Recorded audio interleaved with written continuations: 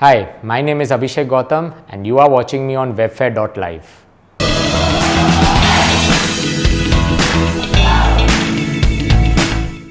So, I am not from a media background. I come from a background of sales and marketing. I used to handle sales for technical textiles in Delhi, Haryana, Punjab, but I always wanted to get into media. So, I quit all of that and decided to live in poverty, and I came into media. I worked as freelance for a Bengali feature film, and then by chance I handled the production for one short film for Hemara, and that's how I got to know about Humara Movie. That was some 5 years back, and then I realized there's an opening here. They also wanted somebody to come over, handle the operations. I joined Hemara, and for the last 5 years I've been here. So I've seen Humara Movie grow from something which had 13,000 subscribers to something which has 5 lakh subscribers right now.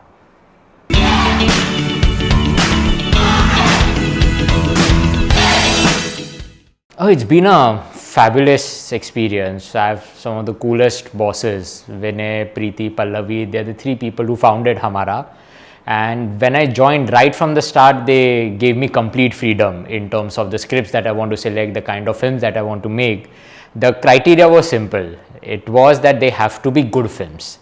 It doesn't matter, it doesn't mean something necessarily which is a viral film. There's a difference between a viral film and a good film.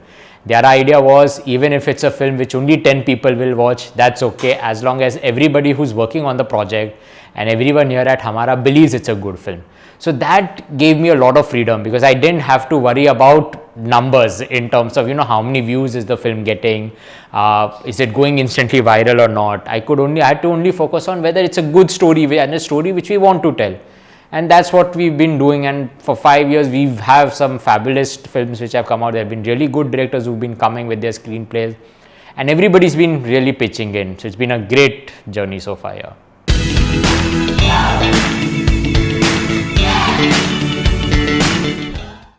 The process is quite simple. We ask people to come to us with their scripts, screenplay, concepts, whatever they have, and if we like it, we will produce it. What we've tried to do is create an environment where this works as an incubator lab and they get infrastructural support. So we have an in-house editor, an in-house sound designer, an in-house DOP, a small production team. So we give all of that to the filmmaker. So for first-time filmmakers or for somebody who's really starting out in this field, that's a big headache that they don't have to worry about. They can focus purely on their direction. Once the film is made, if we feel it is a film that should go to festivals, we try and send it to a few festivals from our end.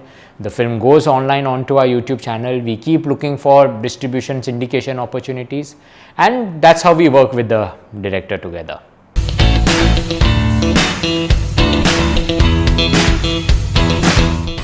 All of these eminent filmmakers, they've not made short films for us, but the way they come on board is they come on board as mentors for filmmakers. We do this thing called Shuruaat every couple of years, which is for first time, which is for you young filmmakers, new filmmakers, wherein we have established filmmakers act as mentors, and these films then get released theatrically. They go on to digital platforms, they go on to television platforms. So the great part is, over the last 4-5 years, we worked with some of the best in the industry, be it an Anurag Kashyap, Anurag Basu, Imtiaz Ali, Shyam Benegal, Vikramaditya Motwane, Meera Nair, Nagesh Kuknu, Shriram Raghavan, and they all have been gracious enough to lend their time and effort for us, for these filmmakers, so that we make some good films. They've all been very helpful in that regard.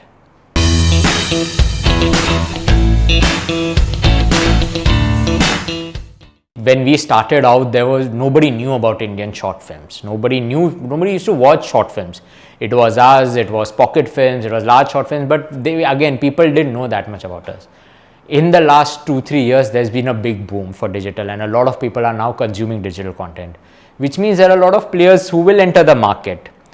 What it does is, the more content that gets made, the better it is for everybody involved, because that means that much more audience is going to come if they are going to watch something. Suppose tomorrow somebody watches our short film on YouTube, YouTube will recommend to them a large short films film or a pocket films film, and it works vice versa as well. Someone watching a film on pocket films gets recommended a film on Hemara Movie. So the more content that is there around short films, the better it is for all of us. The focus then becomes is, can we ensure that the audience keeps coming by giving them regularly good quality content? If it happens that everybody starts giving mediocre content or everybody starts giving average content, then the audience will shift away from this. So with increased competition, the pressure is to give good content on everyone, but I don't think it leads to any audiences leaving one platform and going to the other platform. It works well for everyone.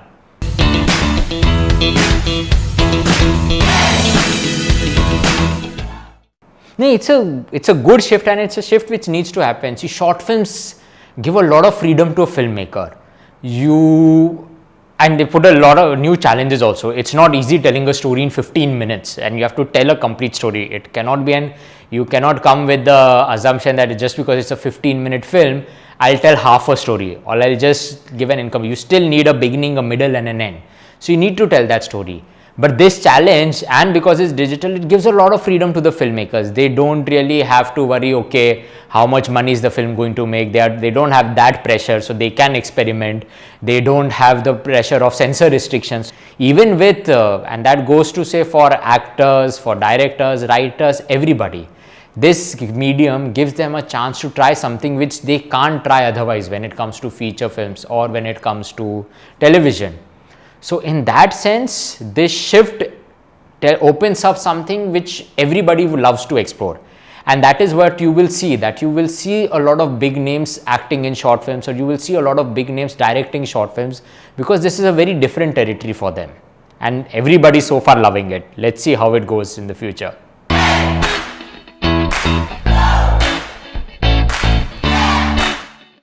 So it's like I said earlier, for competition also, it's good that it's booming. It's good that there's so many players coming in, there's so much content coming in, that everybody wants to consume Indian content.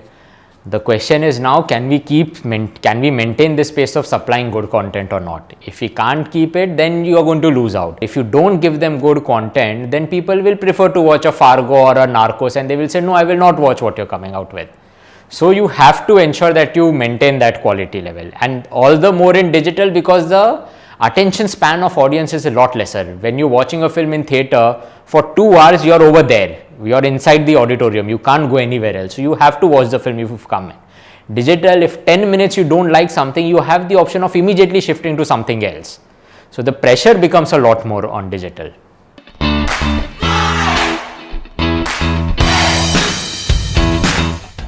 YouTube is not going to enforce channels to adopt subscription models. So as a channel, I am free whether I want to give my content for free or whether I want to charge subscription fees. So if there is content which we feel we can charge fees, we can go ahead. And YouTube has anyway done that. YouTube did it with its Cobra Kai series, and it's got a pretty good response, because Karate Kid had a cult following. Karate Kid had that mass backing, so they knew Cobra Kai would work because it was a spin-off of Karate Kid. So it again depends on the type of content, but the advantage is the channel owner has complete freedom to decide whether they want to charge subscription or not.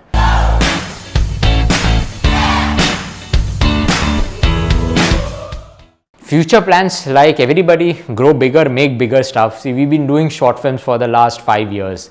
We have a good enough audience base, we have good enough credibility made, we have a good enough talent pool with us, be it of filmmakers, of DOP, of actors. Now the time has come to take that next step with them, where we do longer stuff with them. We do maybe feature length films with them. We do longer episodic content with them, web series with them, and try and explore that space further. People know, okay, Humara Movie is known for this type of content, or this director is known for this type of content. Now let's see how this director does in a bigger piece of content, or how Humara Movie does in bigger piece of content. That becomes a logical next step, and that is what we are working on right now.